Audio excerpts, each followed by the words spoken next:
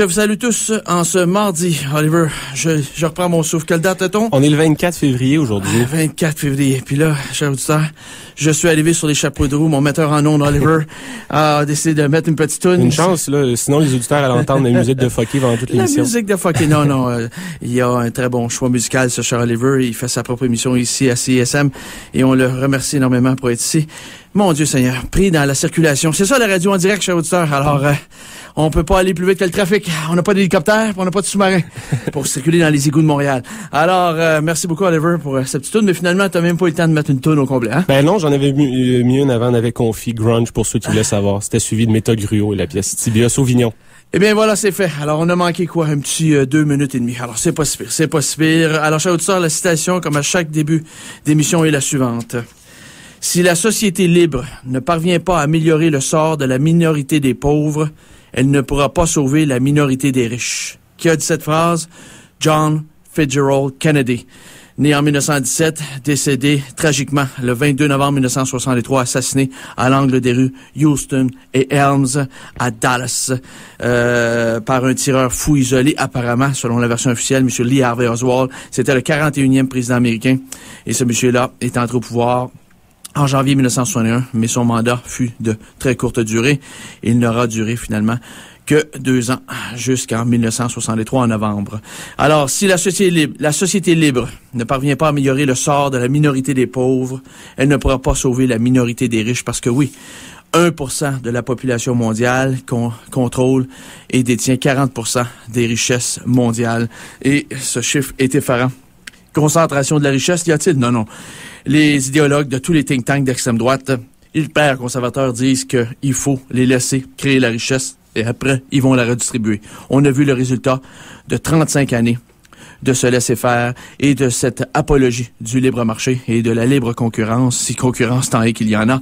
Et on a vu l'aboutissement de tout cela en septembre, le 15 septembre 2008, avec l'écrasement et le crash, la banqueroute de Lehman Brothers, Merrill Lynch et consorts. Et bien sûr, après ça, le 11 décembre dernier, avec l'arnaque de M. Bernard Madoff, la gigantesque chaîne de Ponzi, la structure pyramidale pour frauder le maximum de pigeons. Donc, chers auditeurs, chers auditrices, cette citation, elle est toujours d'actualité. Et je pense qu'il faut s'en rappeler dans ces périodes troubles que nous vivons. La crise a dos large et on profite du côté des PDG, les présidents dégénérés, des boss. Je l'avais mentionné ici d'ailleurs en début de saison ici, en septembre dernier, qu'avec la crise, les boss en profiteraient pour ratisser large et dégraisser leur personnel au maximum. Et c'est ce qu'on constate. On constate cela partout. Alors on va en profiter tout simplement de cette crise pour faire du délestage social. Oui, mes amis. Les événements auxquels on passait dans les prochains jours, guerre et environnement, une conférence de Michel Bouchard, qui est un professeur de l'Université de Montréal. Et on va parler d'agents orange, armes à uranium appauvri, incendie des puits de pétrole, sol dégradé. Toutes les guerres provoquent donc des dégâts environnementaux. Voilà, donc c'est ce jeudi 26 février à 19h. Et ça se fait au cœur des sciences de l'UQAM. Et le coût d'admission pour adultes est de 6 $ et étudiant à 2 $. Ça se fait à l'amphithéâtre du cœur des sciences, SH 2800, au 200 rue Sherbrooke-Ouest. On y accède par le métro Place des Arts et on réserve avec un site web, www.coeurdessciences en un seul mot, .ucam.ca, www.coeurdessciences.ucam.ca pour cette conférence-là qui promet d'être intéressante. Oui, absolument. Et chers auditeurs, Énergie Charles à Québec organise sa 59e clinique solaire. Apprenez l'ABC du projet d'un centre d'interprétation des énergies renouvelables dans une cour d'école montrant l'intégration des divers systèmes. Eh bien, c'est M. Claude Gauthier, qui est un ingénieur et qui est celui qui a initié un centre d'interprétation des énergies renouvelables à Saint-Jean-sur-Richelieu. Une excellente initiative pour que les jeunes des environs de Montréal également puissent descendre là-bas en autobus et aller voir justement comment fonctionnent des technologies solaires, éoliennes, avec de la géothermie aussi également, récupération d'eau de pluie. C'est génial ce qu'il fait là, M. Gauthier, avec des notables de la place. Il faut saluer cette initiative-là. Et c'est une version un peu renouvelable de l'Électrium sur la Rive-Sud, financée à même les impôts et les taxes des Québécois, le fameux Électrium. Donc, M. Gauthier sera accompagné d'Yves Leblanc et de M. Denis Saint-Yves, qui est le président d'IDS Énergie. C'est M. Saint-Yves qui a installé des tours rotatives solaires avec des panneaux solaires photovoltaïques pour capter l'énergie du soleil. batterie et le panneau se déplace pour produire l'électricité à partir du soleil. Cette clinique-là va se faire samedi le 7 mars prochain de 9h à midi au Resto Bar Saint-Laurent, 1300 boulevard Marcel-Lorrain à Ville-Saint-Laurent. Le coût membre est de 30 $, le coût non membre est de 40 $. Et vous pouvez aller sur le site internet d'Énergie Charles Québec dans le www.esq.qc.ca. www.esq.qc.ca ou la ligne info solaire en 514-392-0095. 392-0095 pour cette activité-là. Voilà. Et je vais vous reparler encore une fois de la mienne, mais écoutez, chers auditeurs, je pourrais pas passer ça. Benoît Dutrisac de Chorus de 92.5 m'envoie un courriel en fin de semaine et il nous demande, puis il a pas mis ça en copie cachée. Il a envoyé ça, comme tu peux voir, Oliver. La liste est longue. Il y a toute une liste de noms. Et imaginez-vous que dans son réseau, à qui il envoie, dont moi, il y a Richard Martineau, il y a Brian Mulroney. Il envoie son email à Brian Mulroney. Est-ce qu'il y a une adresse Hotmail, Brian Mulroney? Hein? Est-ce qu'il y a une adresse Hotmail? L'adresse Hotmail, ben oui, c'est incroyable. Et puis, il envoie ça également à l'auteur Stanley Péan. Il envoie ça à Paul Arcand, Patrick Huard. Il envoie ça à Thomas Mulcair, le politicien. Il envoie ça à Michel Brûlé, l'éditeur des Intouchables. Louise Richer, Musée Juste pour rire. Il envoie ça également à Laurent Boursier, qui s'occupe du Festival de jazz. Ouais, ben, il envoie ça à ben du monde. Guy Bertrand, l'avocat, c'est très bien. Donald Cuscio-Liotta, qui est un professeur américain. C'est un Québécois, mais qui enseigne aux États-Unis et qui fait partie, justement. Denis Coderre, il envoie ça à Denis Coderre. Il envoie ça à Yves Boisvert de la presse, Marc Cassévy de la presse.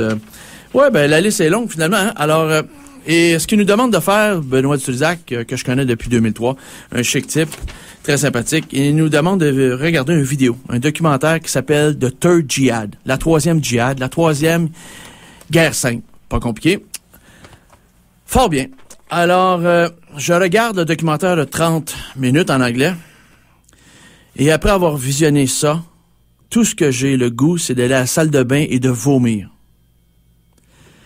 Je décide de reprendre mon petit change et je le regarde une deuxième fois, mais là, cette fois-ci, je relève tous les noms des intervenants dans ce documentaire de 30 minutes. Eh bien, voici ma réponse à Benoît Dutrisac et je vous la donne ce matin parce que je pense qu'elle est d'intérêt public et de salubrité publique. Alors voici. Quel beau chef-d'œuvre de propagande typique des opérations psychologiques des services secrets anglo-américains pour diaboliser toute une population. Idéal pour nourrir l'islamophobie primaire de certaines personnes dont la peur de l'inconnu émoustille tout sens critique. Hier, c'était la diabolisation des bolcheviks, des nazis, des communistes, des fascistes, des séparatistes, et aujourd'hui, ce sont les terroristes islamistes. Demain, ceux qui pratiquent l'euthanasie peut-être? Un documentaire d'une grande crédibilité. Et neutre, avec comme intervenant le narrateur Zoudi Jasser. Eh bien, ce monsieur-là, quand on fait les vérifications d'usage, lorsqu'on est un excellent journaliste, on se rend compte que c'est un ancien membre du l'ONI, Office of Naval Intelligence du Pentagone. C'est lui le narrateur du documentaire. Ça commence déjà mal. Pas juste lui. On voit apparaître le docteur Bernard Lewis. Eh bien, ce Bernard Lewis-là, c'est une émule de Leo Strauss. Leo Strauss étant le père des néoconservateurs américains depuis les années 60 aux États-Unis. Et surtout, M. Bernard Lewis est un islamophobe virulent qui croit exactement à la théorie du clash des civilisations. Cher à l'Opus Dei du Vatican, comme quoi l'islam va venir voler nos enfants et va venir voler nos jobs. C'est incroyable. On voit apparaître également M. Robert Mueller dans le documentaire. C'est un ancien du FBI, mais surtout, c'est un bonhomme de la CIA. On voit apparaître Tom Ridge. Ce bonhomme-là fait partie du Homeland Security depuis les attentats terroristes de septembre 2001. On voit apparaître Melanie Phillips, auteur d'un livre Londonistan. Londonistan. On veut faire à croire au Londonais que si on laisse les mosquées s'installer, bien vite, London va devenir Londonistan. Rien de moins. Ben, faut savoir que Mme Melanie Phillips prend ses sources de où? Cette bonne femme-là, elle est une bonne femme qui est en lien total avec le Military Intelligence 6 à Londres. Les services secrets de sa majestueuse reine Elisabeth II. On voit apparaître Ayaan Hirsi. Ayaan Hirsi, cette bonne femme-là, c'est une islamophobe de service qui travaille à l'American Enterprise Institute. L'American Enterprise Institute, à Washington, c'est le think tank par excellence du complexe militaro-industriel américain et des 7 sœurs du pétrole.